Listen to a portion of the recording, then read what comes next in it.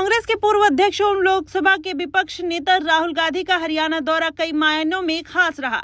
पिछले कई दिनों से चुनाव प्रचार से दूरी बनाकर रखने वाली कुमारी सैलजा और पूर्व मुख्यमंत्री भूपेंद्र सिंह हुड्डा को राहुल गांधी एक मंच पर लाने में कामयाब हो गए। वहीं देखा जाए तो असंध में राहुल गांधी की पहली विजय संकल्प रैली में कुमारी सैलजा ने हुड्डा का पूरे सम्मान के साथ नाम लिया, तो हुड्डा ने भी सैलजा को मान सम्मान देने में कोई कमी नहीं रखी। हुड्डा के साथ ही कांग्रेस के प्रदेश अध्यक्ष चौधरी उदय भान ने कुमारी सैलजा को पार्टी के वरिष्ठ नेता बताते हुए राहुल गांधी के समक्ष सभी नेताओं की एकजुटता का संदेश दिया। वहीं राहुल ने सैलजा व हुड्डा की नाराजगी दूर करने के लिए हेलीपैड पर दोनों से काफी देर बातचीत की। सैलजा पिछले कई दिनों से नाराज चल रही थी और 17 के केंद्रीकरण के पिछले अनुभव को याद करते हुए सैलजा भविष्य में इसे दोहराने के हक में नहीं थी। आपको बता दें, हुड्डा के सामने स्वयं को कई बार सीएम पद का दावेदार घोषित भी कर चुकी सैलजा कुमारी।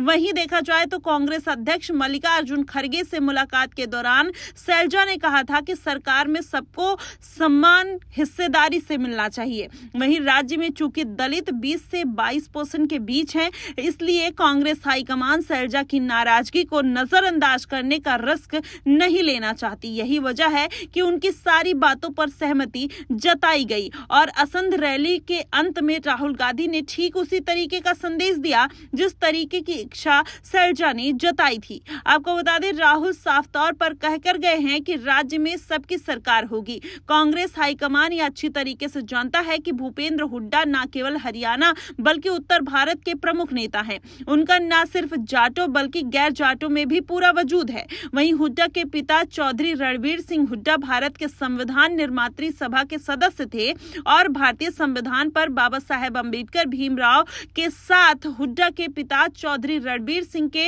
हस्ताक्षर भी मौजूद हैं। वहीं राज्य में 3 कृषि कानूनों के विरोध में बड़ा आंदोलन खड़ा करने में हुड्डा ने न की अहम भूमिका निभाई थी, बल्कि इसके बावजूद राहुल गांधी नहीं चाहते थे कि सैलजा की नाराजगी की वजह से पार्टी को किसी तरीके का नुकसान हो। इसलिए उन्होंने दोनों के गिले शिकवे दूर करने में कोई कसर नहीं छोड़ी और बड़ी पहल कर दी। राहुल गांधी ने मंच पर सैलजा और हुड्डा दोनों को सम्मान देने के लिए उनके कान में भी बात की और हुड्डा ने उदय भान की तरह सैलजा को वरिष्ठ नेता बताया। रैली खत्म होने के बाद राहुल गांधी ने हेलीपैड पर हुड्डा और सैलजा दोनों को मिलकर चलने की सलाह दी और दोनों के गिले शिकवे दूर कराए। कांग्रेस महासचिव रणदीप सुरजेवाला असंध और बरवाला दोनों रैलियों में नहीं पहुंचे। उनके बेटे आदित्य कैथल से चुनाव लड़ रहे हैं। उन्होंने अपने बेटे के निर्वाचन क्षेत्र में सक्रियता बनाई रखी। वहीं चुनावी महासमर में कांग्रेस के वरिष्ठ नेता राहुल गांधी ने बृहस्पतिवार को धमाकेदार एंट्री ली और जीटी रोड बेल्ट पर असंध और बागड़ के बरवाला में रैली कर राहुल ने हरियाणा के दर्द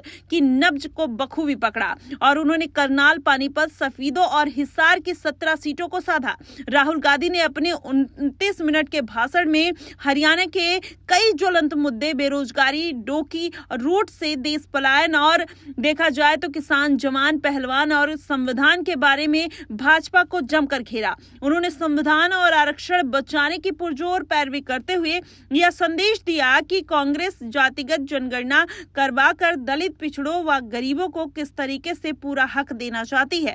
वहीं प्रदेश में लगभग 22% दलित वोटर है जिन्हें राहुल के संविधान बचाने की इस लड़ाई में कांग्रेस के साथ जोड़ने की पूरी कोशिश की जा रही है और इस 22% वोटर का लगभग 35 सीटों पर प्रभाव है। वहीं पिछड़ा वर्ग भी 33% वोट बैंक पर है। अब ऐसे में माना यह जा रहा है कि सैलजा की मुलाकात कहीं ना कहीं राहुल गांधी के लिए बेहद महत्वपूर्ण हो सकती है और वहीं भारतीय जनता पार्टी के लिए बड़े खतरे की घंटी हो सकती है। और जिस तरीके से राहुल गांधी ने भरे मंच पर सैलजा और हुड्डा के कान में कुछ कहते हुए बोला, उससे माना यह जा रहा है कि दोनों नेता एक दूसरे के बराबर हैं और सीएम, डिप्टी सीएम का पद आने वाले दिनों में हो सकता है राहुल गांधी उनको देते हुए नजर आए। हालांकि भारतीय जनता पार्टी ने ऑफर किया था, लेकिन उस ऑफर को सैलजा कुमारी ने पूरे ससम्मान लौटा दिया। लेकिन क्या ये जो सुगबुगाहट है वो और दिनों तक बनी रहती है या फिर आने वाले दिनों में कांग्रेस पार्टी की ये जो अस्थिरता है वो कम होती हुई नजर आएगी?